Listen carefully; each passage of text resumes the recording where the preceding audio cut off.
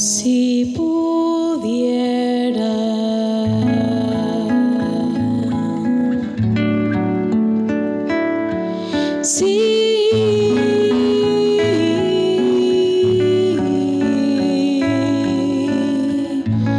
llenarte el alma de caricias, si pudiera,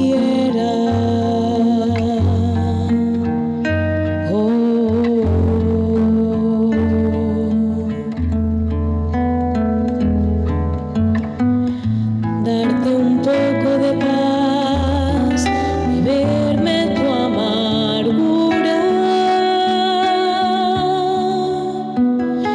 llenarte un vacío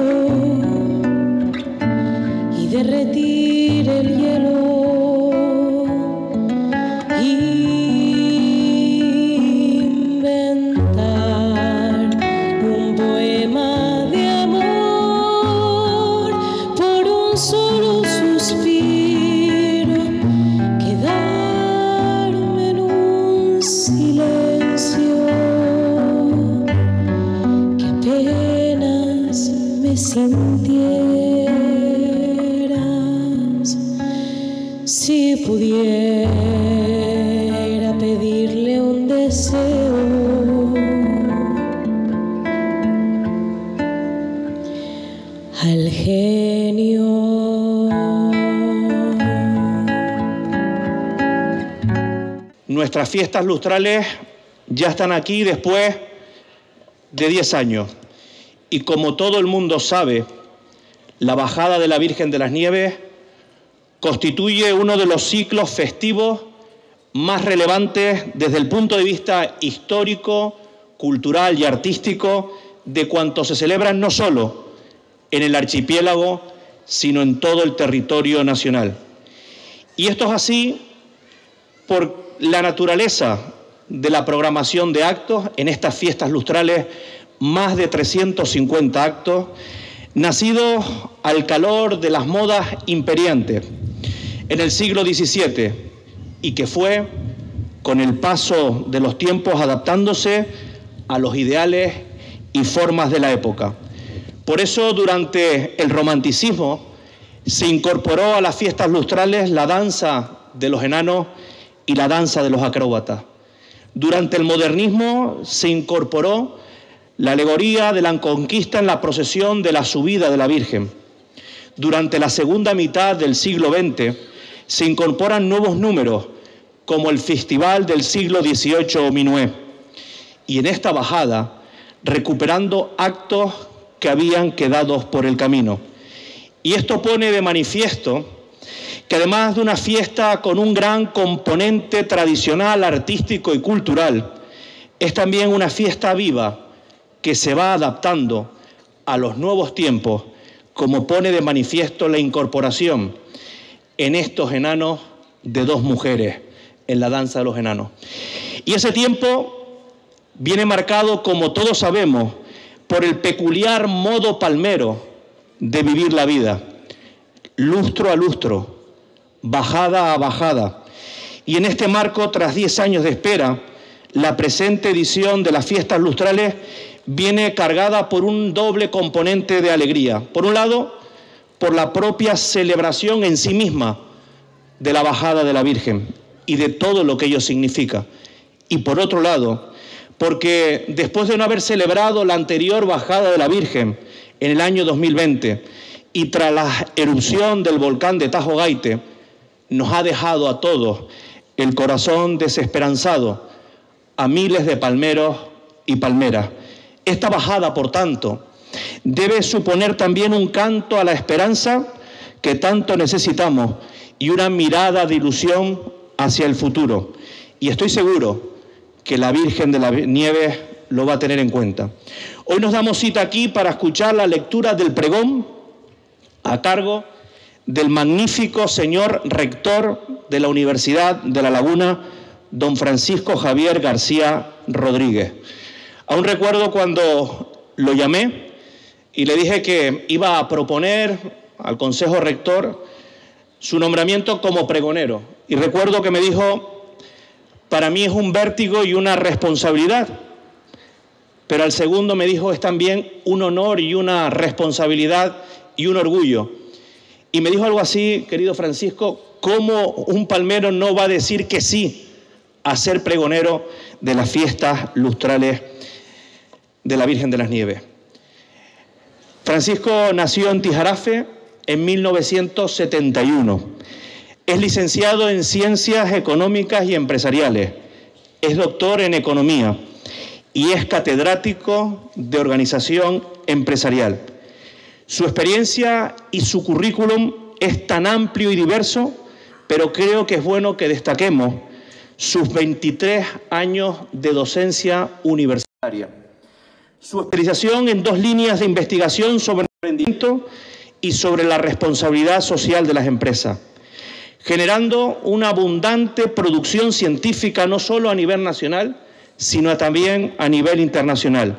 Ha publicado varios libros, más de 100 trabajos en congresos nacionales e internacionales. Ha participado en 14 proyectos de investigación. Es miembro de 2 redes de investigación más consolidadas a nivel internacional. Ha ocupado diversos cargos de gestión académica y universitaria. Ha sido vicerrector, director de máster y en la actualidad preside la sección de emprendimiento de la Asociación Científica de Economía y Dirección de Empresa de España. Por todo ello, tengo también el honor de darle la palabra a continuación a nuestro paisano, el magnífico rector de la Universidad de La Laguna, don Francisco Javier García Rodríguez.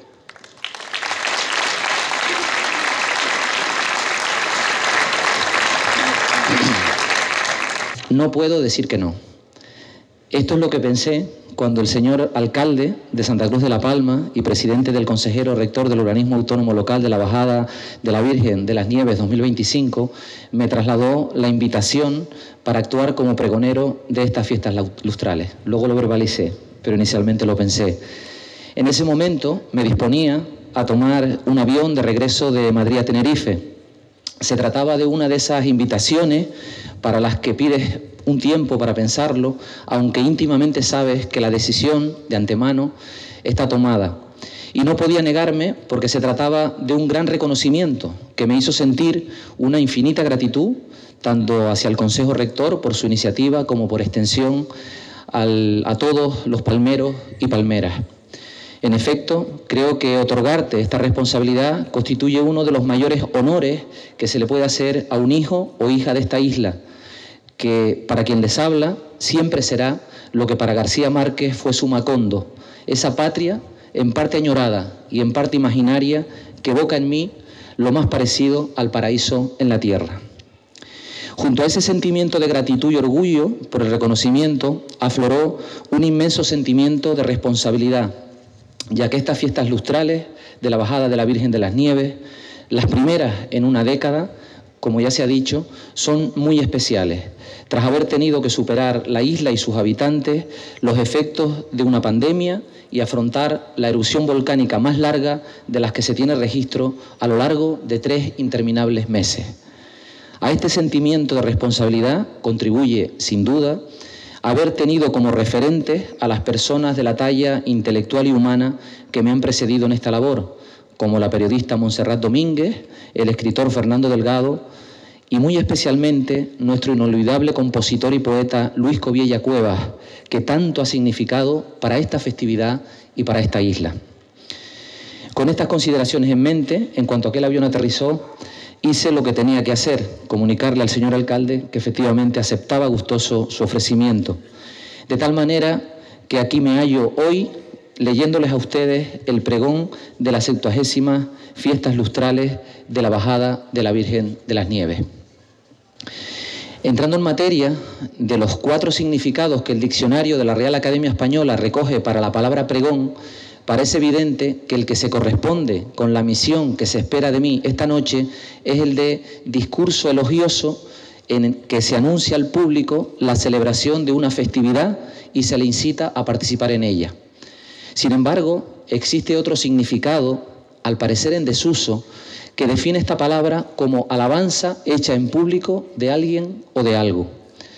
Partiendo de esta última acepción, deseo aprovechar también esta intervención para resaltar algunas de las singularidades que definen el carácter y los valores de quienes han habitado y habitan esta isla, siendo la Bajada una de sus más hermosas y genuinas expresiones. Más concretamente, me gustaría trasladarles una reflexión respecto a cómo miramos y sentimos en nuestra isla, cómo la percibimos y posteriormente cómo hemos mirado más allá de sus fronteras, indagando en si existe algo así como una forma palmera de mirar al mundo. Trataré de hacerlo hibridando algunos datos y reflexiones más o menos académicas con las vivencias de este palmero, nacido en Tijarafe, allá por el año 1971, como ya se ha dicho, que vivió aquí su infancia, su adolescencia y parte de su juventud y que nunca ha dejado ni dejará de estar del todo.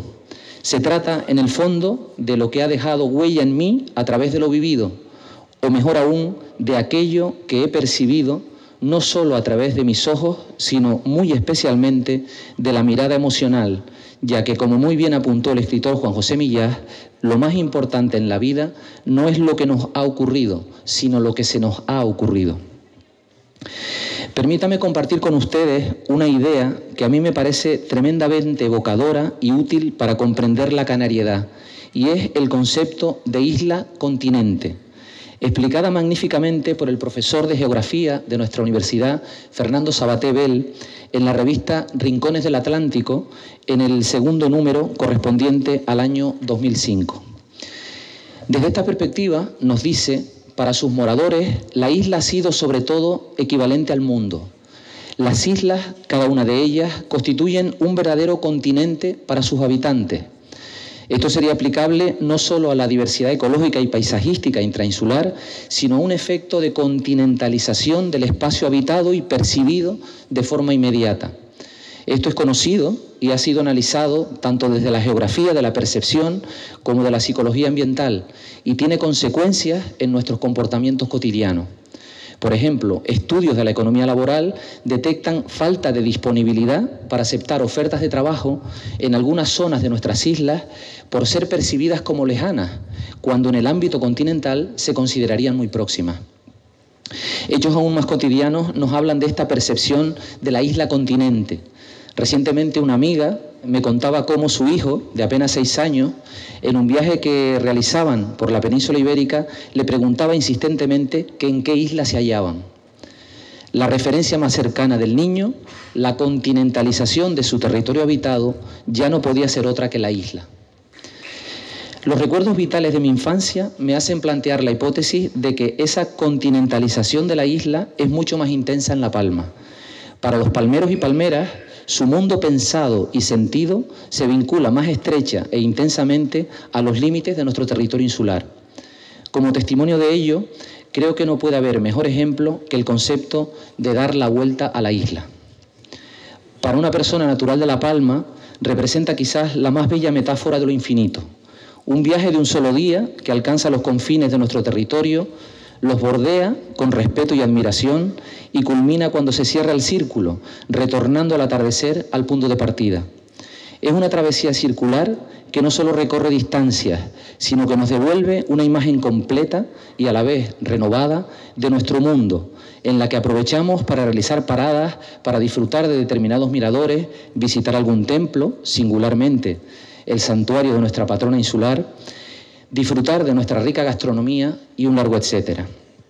Recuerdo la organización de ese viaje asociado a alguna visita familiar de especial relevancia que merecía una celebración fuera de lo común, pues no todos los días se va al fin del mundo.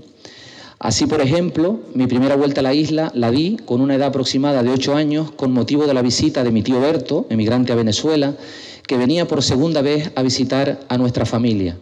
Esto me permitió conocerlo, ya que en la primera ocasión aún yo no había nacido.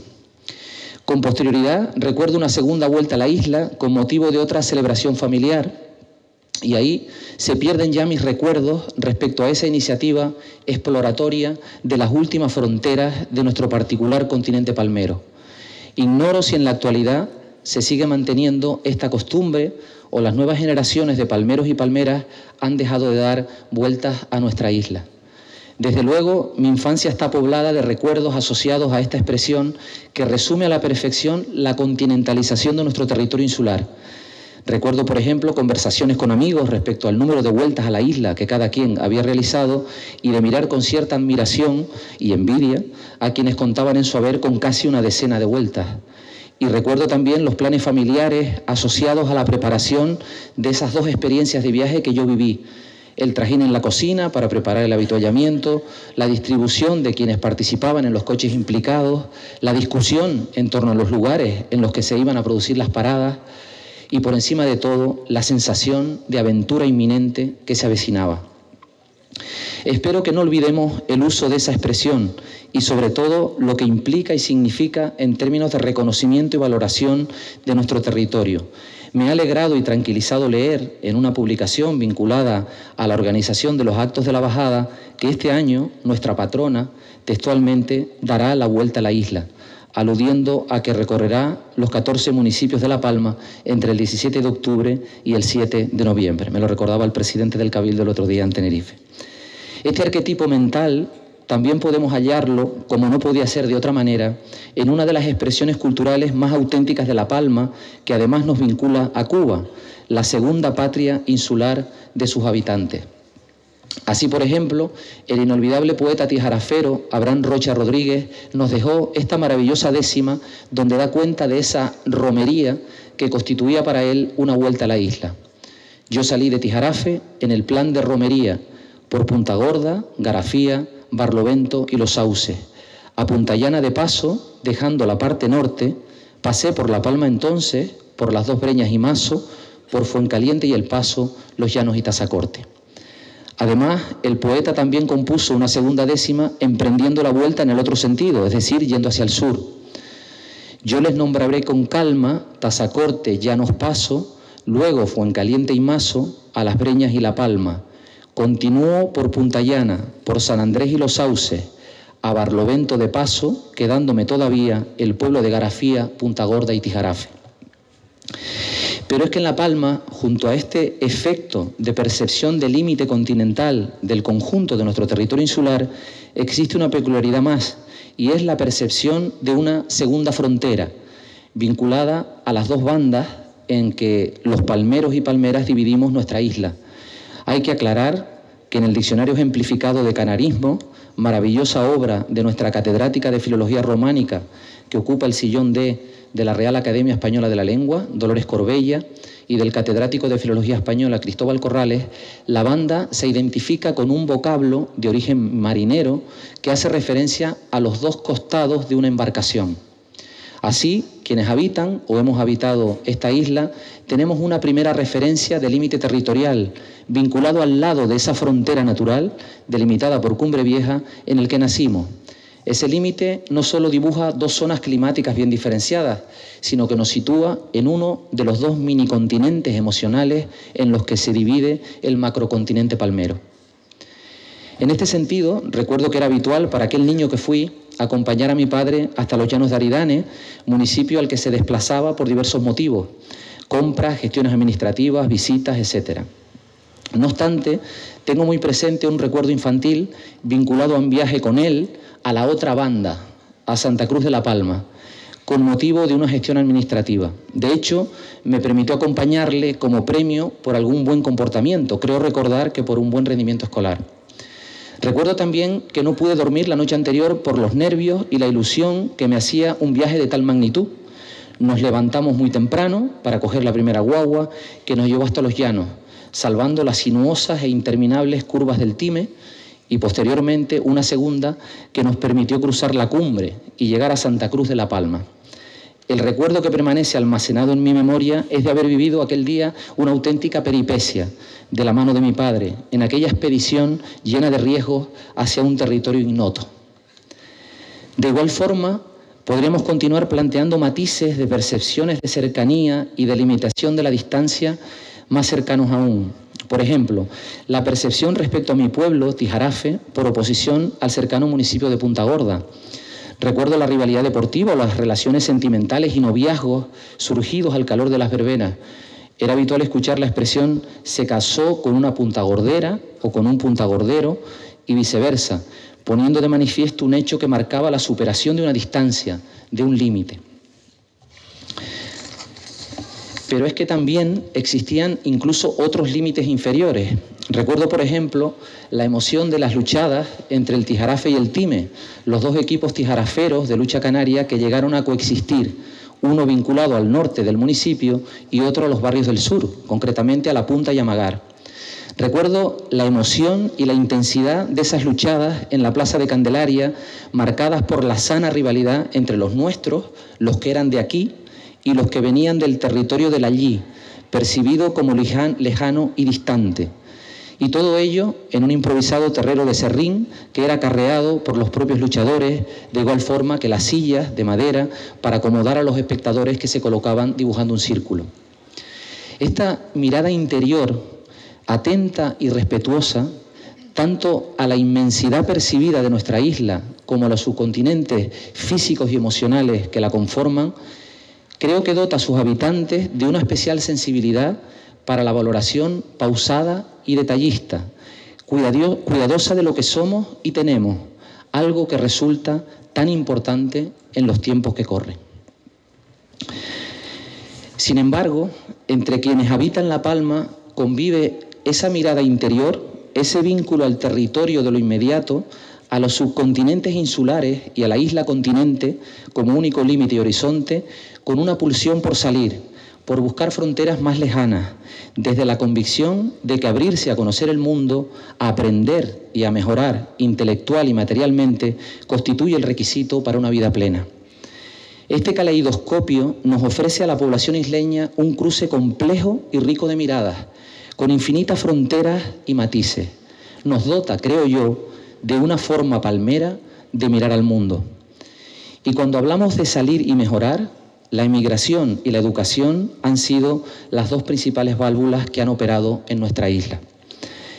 La emigración no solo ha jugado un papel vinculado a lo material, sino que nos ha permitido traer y llevar imaginarios culturales, formas de hablar o ritmos musicales. Ha sido una constante de muchos palmeros y palmeras, como mi abuelo Pablo o mi propio padre, que se vieron obligados a lo largo del pasado siglo a emigrar a Cuba o a Venezuela, respectivamente. He tenido la fortuna de ir por razones profesionales en los últimos años a Cuba, a la región de Santa Clara, muy cerca de Camagüey, destino migratorio de mi abuelo, en los años 20 del pasado siglo. Aquella experiencia me permitió descubrir la asombrosa cercanía entre las imágenes de mi infancia, las que guardo de mi abuelo, con su guayabera y su sombrero de paja, y esa isla del Caribe que acogió a tanta población palmera y que para muchos encarnaba la promesa de un porvenir más digno, el sueño posible de una vida mejor. Escribió García Lorca en una carta dirigida a su familia, fruto de los 3 meses que pasó en Cuba en 1930, recuperándose de las heridas de amor que traía de España y del espanto de la visita a Nueva York en pleno crack del 29, que La Habana era una maravillosa mezcla de Málaga y Cádiz. Por desgracia, el poeta granadino no visitó La Palma, ni esta ciudad en la que nos encontramos, porque habría sido, no tengo ninguna duda, la comparación que habría utilizado. No se me ocurren 2 islas continente más parecidas, no se me ocurren 2 poblaciones isleñas con tanto en común. Y la devoción a la Virgen de las Nieves, como no podía ser de otra manera, viajó con nuestros emigrantes y retornó en ocasiones reforzada a nuestra isla. Fue el caso del poeta Pedro Barreto, nacido en 1888 y que se desplazó 2 veces a Cuba en las 2 primeras décadas del siglo XX, y que en el segundo regreso a La Palma está a punto de perder la vida a bordo del barco en el que viajaba, a causa probablemente de una epidemia de gripe. Encomendándose a su fe en la patrona de la isla, le realiza una promesa de la que da cuenta en varias décimas como esta. En el año 22 de noviembre, como he dicho, casi me sirve de nicho ese mar que Dios formó.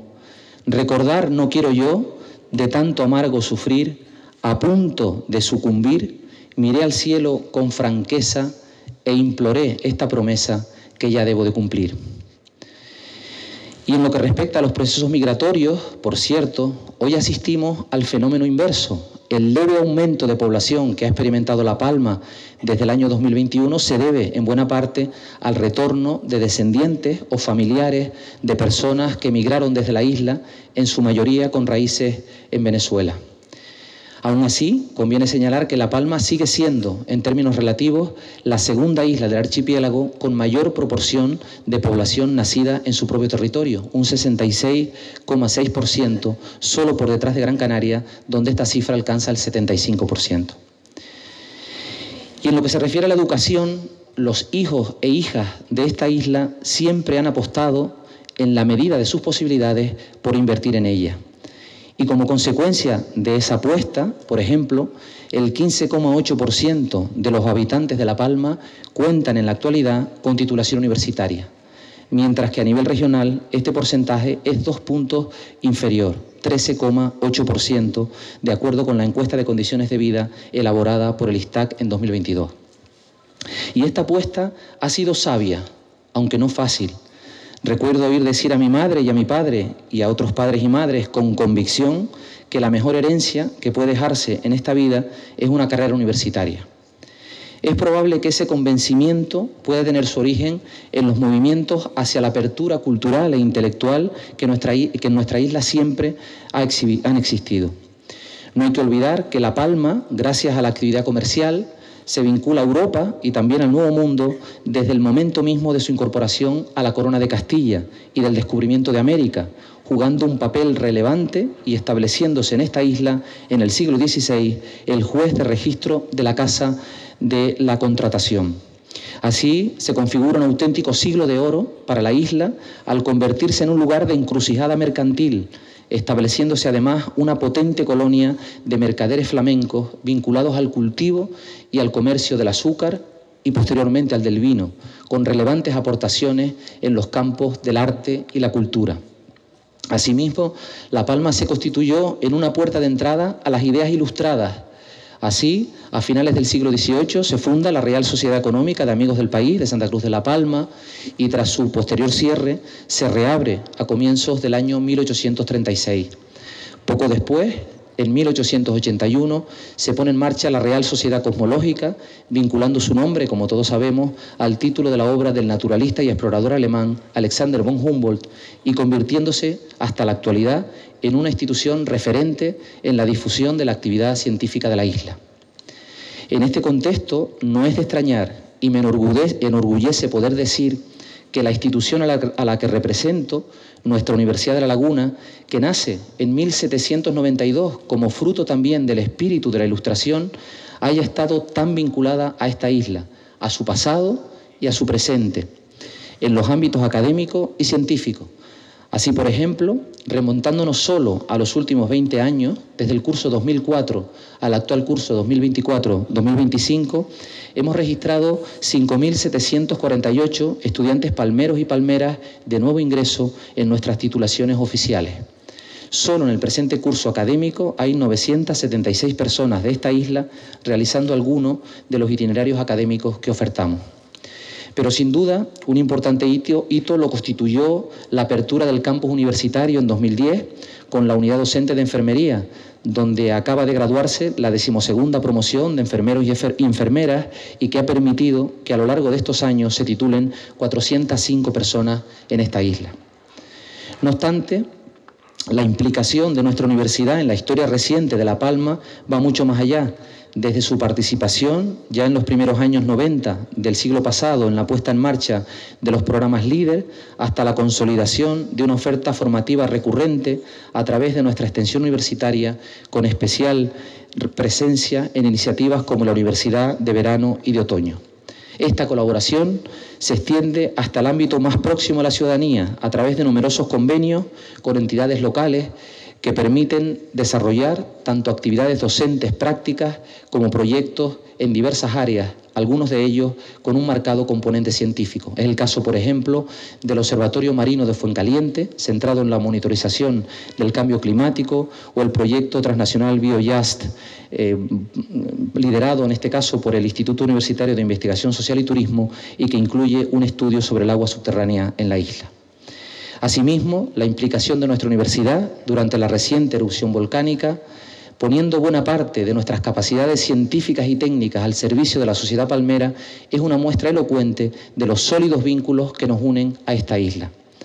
De cara al futuro, me alegra poder decir que seguiremos profundizando en nuestra implicación en este territorio, ganando presencia y reforzando nuestra utilidad social.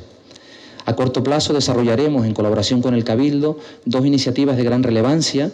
Por un lado, la puesta en marcha de una cátedra de desarrollo insular como espacio permanente de estudio y reflexión académica, y por otro, un programa predoctoral vinculado a nuestros 22 programas de doctorado que permitirá a jóvenes investigadores e investigadoras formarse y obtener el más alto grado académico mientras aplican sus conocimientos a los desafíos específicos de la isla.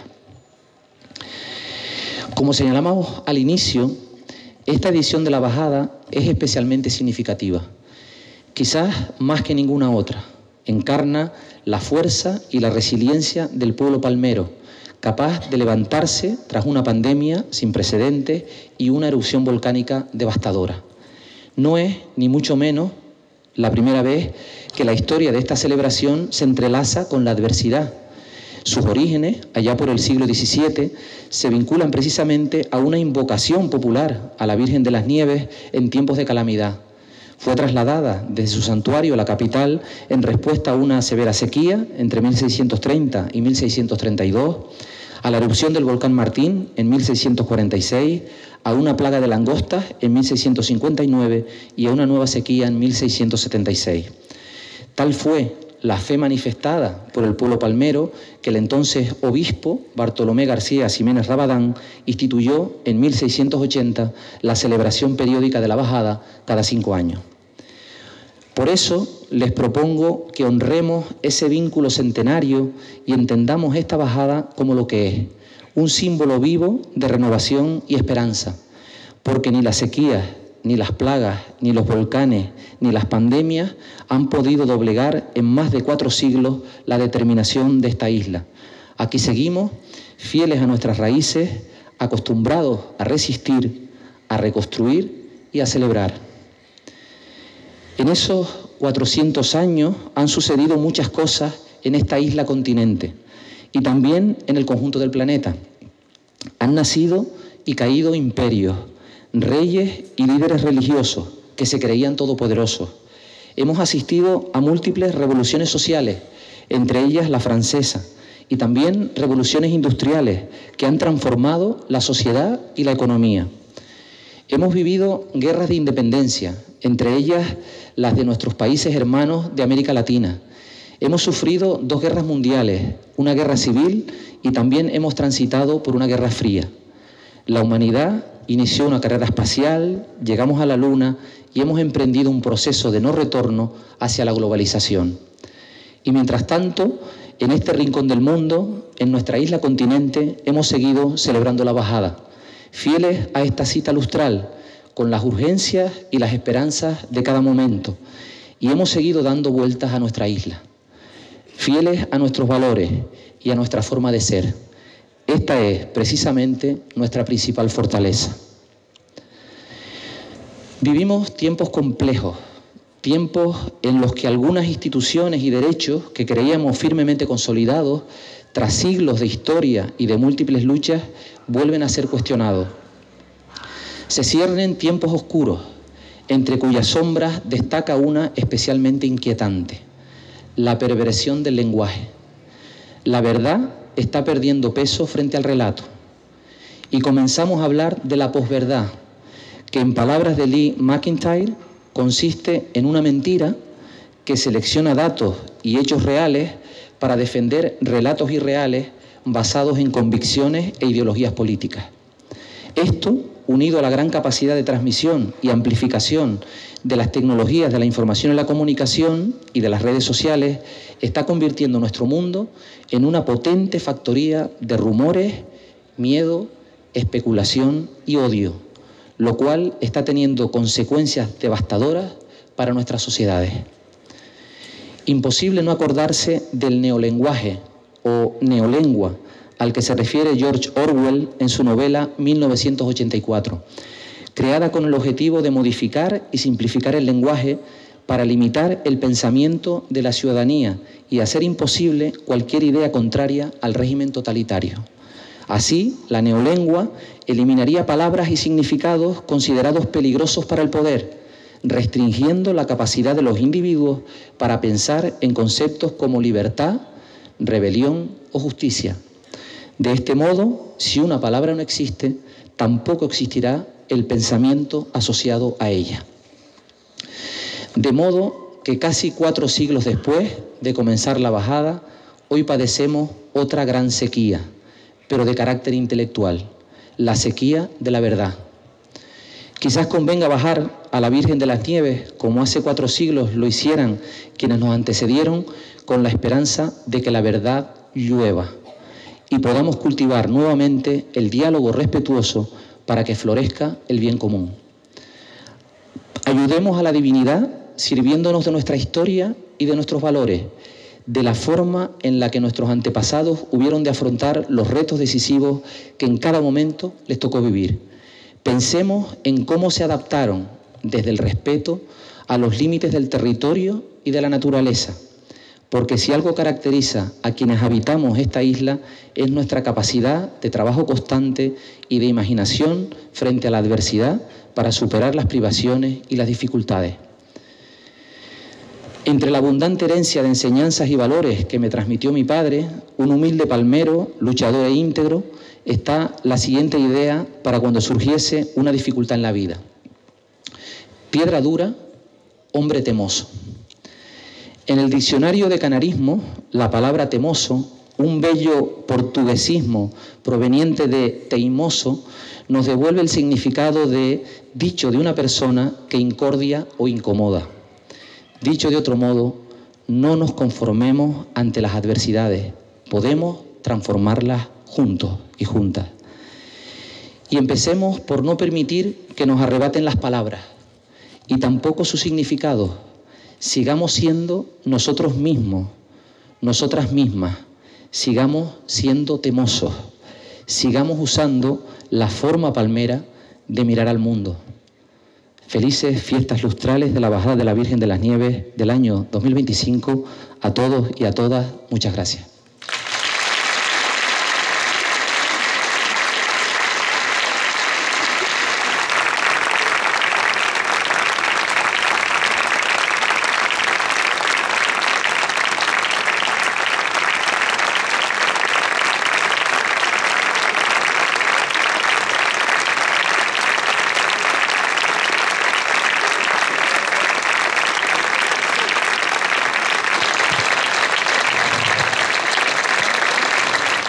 Y me siento, pues bueno, realmente muy satisfecho, muy agradecido, precisamente porque me hagan depositario de este honor y por la otra parte también pues bastante responsabilizado, ¿no? De aquello de no sabes si estás a la altura, porque la verdad que hablarle al pueblo de La Palma, ¿no? En una fecha como esta, ¿no? De el inicio de las fiestas lustrales, además en un año como este, ¿no? Después de 10 años pues en los que no se han podido celebrar algo que es tan importante para nuestro pueblo, ¿no? Pues la verdad que quieras que no, pues tiene cierta responsabilidad de no saber si se estará a la altura, ¿no? En cualquier caso voy a hablar desde el corazón, que yo creo que es digamos el lugar desde el que nunca se falla, ¿no? O sea, trataremos de aportar pues algunos datos, pero sobre todo vivencias personales y compartirlas, ¿no? con el pueblo palmero, porque, en fin, creo que es de lo que se trata en una noche como esta, ¿no? Invitar a la fiesta, invitar a celebrar, pero también compartir vivencias, ¿no? Que nos convocan, ¿no? Cada 5 años a estas fechas tan importantes para los palmeros y las palmeras, ¿no? ¿Qué nos dice ese corazón? Bueno, pues yo la verdad que voy a hablar básicamente de cómo miramos al mundo los palmeros y las palmeras, ¿no? Eso es un poco la idea, y cómo miramos primero hacia el interior de la isla, cómo percibimos la isla, o cómo siento yo que percibimos la isla, que es una... Voy a hablar de lo que Fernando Sabaté, un geógrafo de la Universidad de La Laguna, denominó la isla continente, ¿no? Para los isleños, en general, nuestra isla es nuestro continente. Tenemos unos límites territoriales que nos... digamos que nos limitan en algún sentido, pero por otra parte también nos abrigan, ¿no? Nos abrigan y nos permiten mirar a nuestro territorio como nuestro mundo, ¿no? Entonces eso yo creo que genera determinadas formas de mirar, de apreciar el territorio, ¿no? Y yo creo que en el caso de La Palma eso es muy nítido, ¿no? Y tengo alguna vivencia, conceptos como dar la vuelta a la isla, ¿no? Para los palmeros eso es como muy auténtico, ¿no? Y que solo los palmeros sabemos lo que significa, ¿no? Y bueno, a partir de ahí también otras percepciones que compartiré con algunas vivencias infantiles respecto a cómo miramos a nuestra isla, ¿no? A nuestro territorio, a nuestro límite, ¿no? A nuestra isla continente. Y luego también cómo miramos hacia el exterior y cómo la emigración y la educación, pues yo creo que han sido también dos válvulas que han permitido al palmero pues salir fuera, porque aparte de apreciar mucho nuestra isla, tenemos una pulsión interior a salir y a mejorar y a progresar en la vida, ¿no? Entonces, bueno, yo creo que en esa dialéctica está esa forma palmera de mirar al mundo, ¿no? Y bueno, voy a concluir que creo que es una forma muy necesaria, ¿no? De mirar al mundo en los tiempos que corren, ¿no? Porque estamos muy necesitados de una mirada pausada, de una mirada sensata, porque estamos en tiempos muy complejos, ¿no? Por eso creo que hay que poner en valor esa forma palmera de mirar al mundo, ¿no? Bueno, se lo decía el rector magnífico de la Universidad de La Laguna, me veía reflejado en cada una de las palabras de ese pregón. Creo que ha sido un magnífico inicio de esta edición de la bajada, muy acertada la elección del pregonero, y yo creo que todos, como te digo, nos vimos reflejados en algún momento en esa explicación del territorio insular, de cómo vemos a nuestra isla, no solamente de los más cercanos, nuestros propios municipios, de los diferentes barrios, en esas competiciones desde nuestra infancia, a luego lo que parecía muy lejos en un principio, el ir al otro lado de la isla. Bueno, yo creo que lo ha definido perfectamente y bueno, creo que también ha hecho una referencia muy clara al uso del lenguaje en estos tiempos, a la importancia que significa ir con la verdad por delante, la verdad verdadera, no la que cuentan los relatos. Creo que, como digo, es un magnífico pregón de una bajada que yo espero y deseo que sea, bueno, importantísima, sobre todo porque llevamos mucho tiempo sin poder disfrutarla, ¿no? Yo lo que deseo es que la gente pueda vivir lo que realmente quiere vivir en esta bajada, disfrutarlo desde el punto de vista emocional, conectar con lo que significa la isla de La Palma y también la Virgen de las Nieves, y bueno, y que también sirva, como dijo él, de un punto de partida de esperanza y de ilusión por un futuro mejor para la isla, ¿no? Pues ha sido un pregón hecho desde el corazón, desde la emoción, de un ilustre palmero que ha venido a anunciar que iniciamos ya estas tan deseadas fiestas lustrales del año 2025.